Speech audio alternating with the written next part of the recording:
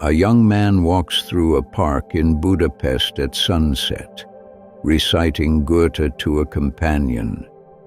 He has not slept properly in weeks. His nerves are raw in a way his doctors cannot explain. Sounds arrive too loud, light arrives too sharp, and for months he has been chasing a single unsolved problem through every waking hour. How to make a motor run on alternating current without the sparking, grinding commutator that every design before his has required. He recites the line, "The glow retreats, done is the day of toil," and something in his mind simply arranges itself. He sees it, not a sketch, not a theory, a complete machine turning. He picks up a stick and draws the diagram in the gravel at his feet, right there in the failing light before it can leave him. Welcome to Portraits of the Past, where we explore the lives of those whose legacies continue to echo through time. His name was Nikola Tesla, and the machine he drew in the dirt of a Hungarian park in 1882 would help electrify the world, though the man who invented it would die alone in a hotel room, feeding pigeons, forgotten by almost everyone but the century he had built. The world Tesla was born into in 1856, still read by gaslight and moved by steam. Electricity existed mostly as a medium for telegraphy and a parlor curiosity, a way to make a frog's leg twitch, or a spark to entertain dinner guests. Not yet a force anyone had figured out how to sell for industrial power or widespread illumination. That would change with astonishing speed over the following decades, and Tesla would live through nearly the entire transformation, from the first crude arc lamps to the humming turbines of Niagara Falls. He grew up in the Austrian Empire's military frontier, a strip of Balkan borderland Vienna had organized as a buffer against the Ottomans, in a village called Smiljan, in what is now Croatia. It was a world of Orthodox priests and Serbian folk tradition, of frontier garrisons and long winters, not on its face a landscape built to produce a physicist. But it produced one anyway, and by the time Tesla reached adulthood, the industrial world beyond the frontier was racing toward electrification with the desperate, moneyed urgency of an arms race. Fortunes were being built on it, so soon enough were rivalries. By the time Tesla stepped off a ship in New York in 1884, that race had a geography. Menlo Park, Pittsburgh, the financial towers of Manhattan, and it had a reigning champion already waiting for him, a champion he would spend much of the following decade defying. Nikola Tesla's father, Milutin, was an Orthodox priest who wanted his son to enter the priesthood as well. His mother, Juka, could not read, but she had an extraordinary memory and a gift for building small household devices and mechanical tools of her own invention, a talent Tesla would later credit as the origin of his own. He described his childhood, in the memoir he published decades later, as marked by strange sensory intensity, flashes of light accompanying his thoughts, an ability to picture inventions completely in his mind before building them, and a devastating loss, the death of his older brother Dane in a riding accident, which left the family quietly reordered around a grief no one discussed. Because these details survive only in Tesla's late-in-life memoirs, they remain vivid, uncorroborated glimpses into a mind that was already building its own myth. At 17, he fell seriously ill with cholera, bedridden for months and, according to his own later account, near death. It was there, he wrote, that he struck the bargain that would define the rest of his life. If he recovered, his father would let him study engineering instead of taking holy orders. He recovered. He enrolled at the Polytechnic in Graz. Graz did not go well. Tesla excelled at first, brilliantly according to his own recollections, but he also developed a severe gambling habit, lost his scholarship, and eventually stopped attending altogether, drifting out of contact with his family for a period biographers have never fully reconstructed. He later spent a term at Prague's Charles Ferdinand University without completing a degree. He never, in fact, graduated from any institution of higher learning, a detail the popular image of Tesla as a credentialed genius tends to smooth over. What he did have, by 1881, was a job at the Budapest Telephone Exchange and an idea he could not let go of: the conviction that alternating current, dismissed by most engineers of the day as too unstable and dangerous to be useful, could be made to do the one thing direct current could not: turn a motor without brushes, without sparking contacts, without the friction and waste built into every design then in use. The obsession, Tesla would later write, brought him to something like a nervous collapse before it brought him the answer, in that park at sunset, with a line of Goethe on his tongue. He arrived in New York in 1884 with little money and a letter of introduction, reportedly from Charles Batchelor, a colleague at Edison's Continental Company in Paris, to Thomas Edison himself. Popular retellings often quote the letter as calling Tesla one of only two great men Batchelor had ever known, the other being Edison. No verified copy of that letter survives, and the exact wording should be treated as tradition rather than documented fact.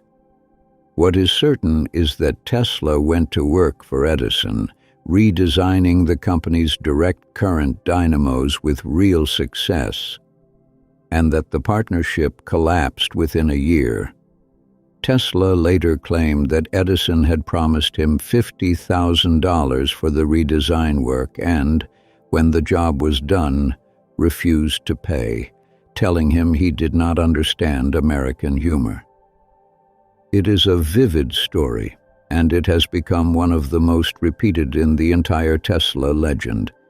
But it survives only in an account Tesla gave decades later, never corroborated by Edison or any third party, and historians generally flag it as unverifiable rather than confirmed. What is documented is that Tesla resigned in 1885 and that the year afterward was brutal. For a time, by multiple accounts, he was reduced to digging ditches for a public works crew to survive. The rotating field motor still unbuilt, still unfunded, still only a diagram in his memory. The turn came in 1887 when two investors, Alfred S. Brown and Charles Peck, backed the formation of the Tesla Electric Company.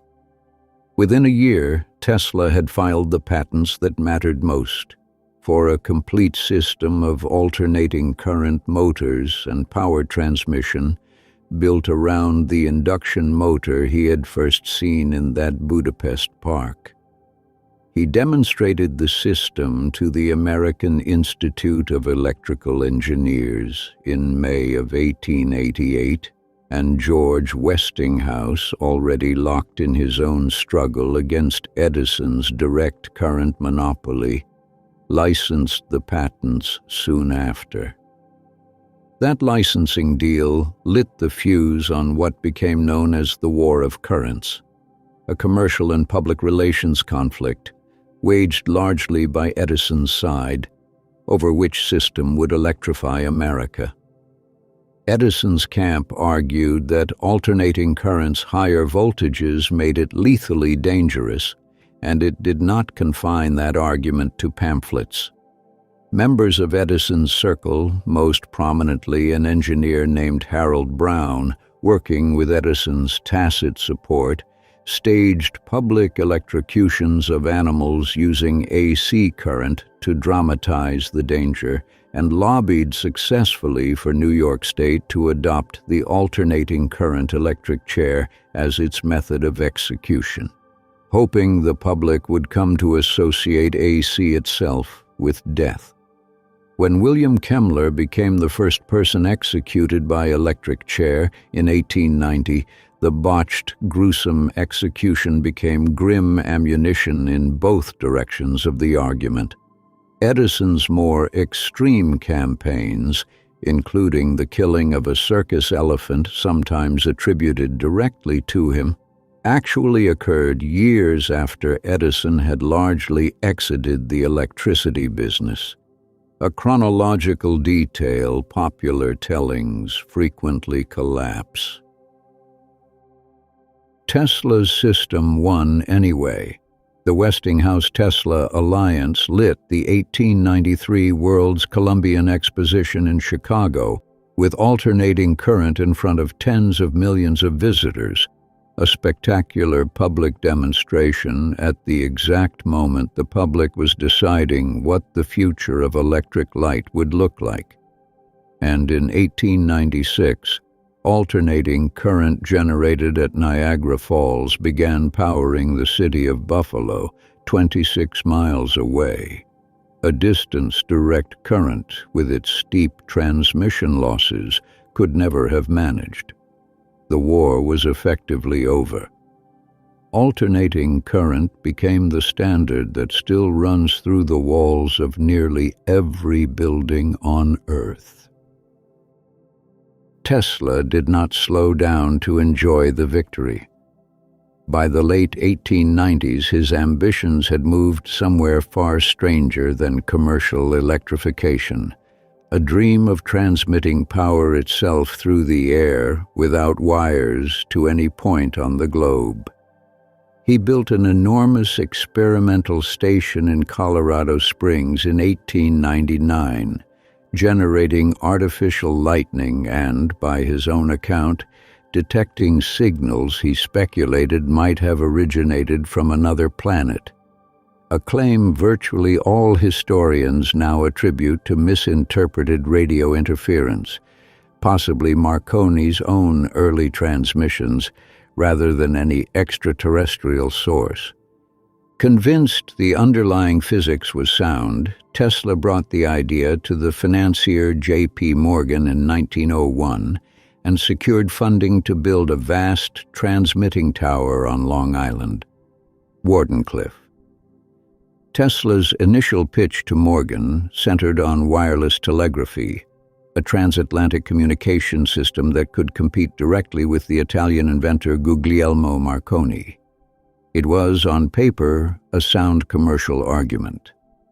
Then, in December of 1901, Marconi transmitted a signal across the Atlantic first. The commercial rationale Tesla had sold to Morgan collapsed almost overnight. Tesla began reframing Wardenclyffe's purpose in his letters and public statements. No longer simply wireless telegraphy, but a system for transmitting unlimited electrical power to the entire world, freely, from a single tower. Morgan, who had funded a communications venture, and was now being asked to bankroll something considerably more radical and unproven, declined to invest further. Tesla could not find another backer willing to match the sum required. Construction slowed, then stopped. The tower stood unfinished and increasingly derelict for over a decade, a monument to an idea Tesla never stopped believing in, until it was demolished for scrap value in 1917. Sold off partly to cover Tesla's mounting debts, and partly amid unfounded wartime rumors that German agents might use it as a landmark or listening post. The decades that followed were quiet and increasingly hard. Tesla continued to invent and to patent. His contributions to radio, to remote control, to turbine design remained substantial, but the grand, world-scale projects were behind him now, and so largely was his income. He lived for years at the Waldorf Astoria, on credit against future patents that never materialized fast enough, then moved between a succession of cheaper New York hotels as the unpaid bills accumulated, eventually settling at the New Yorker Hotel.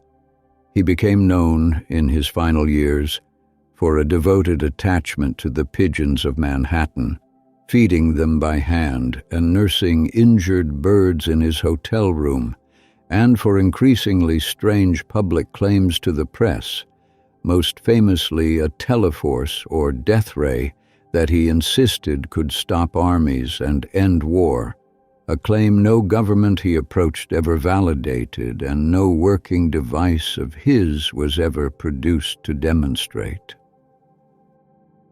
He died alone in room 3327 of the New Yorker Hotel on January 7, 1943, discovered the next morning when a hotel maid, ignoring a "Do Not Disturb" sign he had hung on his door 2 days earlier, entered his room.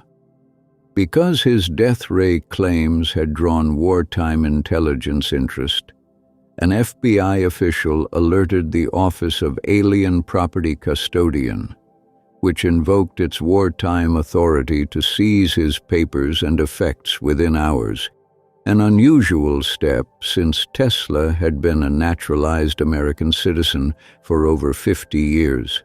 The custodian's jurisdiction rested partly on the fact that Tesla's nearest heir, his nephew Sava Kosanovic, was a diplomat for Yugoslavia, then under Axis occupation.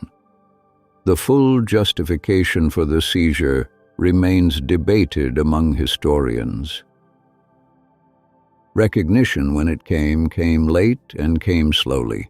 In 1960, the international body governing scientific units named the Tesla the standard measure of magnetic flux density in his honor.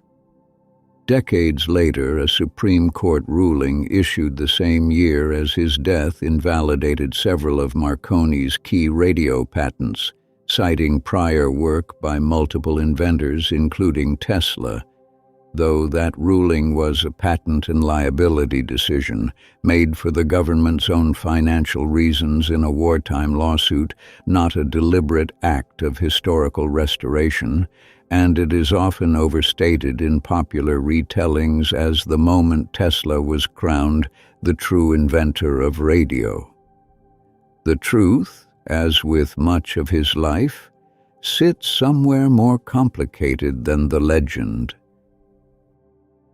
The induction motor Tesla saw complete in his mind, in a park at dusk, now turns inside washing machines and industrial pumps on every continent.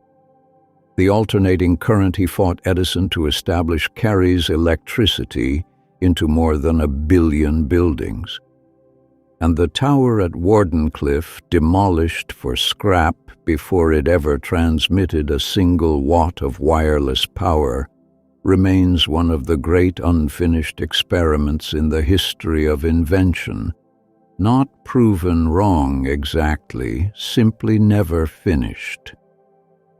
Historians still describe Tesla's later claims, the death ray, the plans for interplanetary communication, the visions of free global power, using careful, hedged language, because the line between visionary and unproven remains, in his case, genuinely difficult to draw. Some of what he predicted, decades ahead of the technology required to build it, later arrived almost exactly as he had described. Some of it never arrived at all, and likely never will. There is a particular kind of loneliness that belongs only to people who see further than the world around them is ready to follow. Tesla saw a wireless, electrified planet at a moment when most of his contemporaries were still arguing about whether alternating current was too dangerous to run through a wall. He was right about that argument. He was not right about everything that came after it, and the difference between the two is where his story lives. What do we owe a mind that got the century's central technology right, and its own century almost entirely wrong?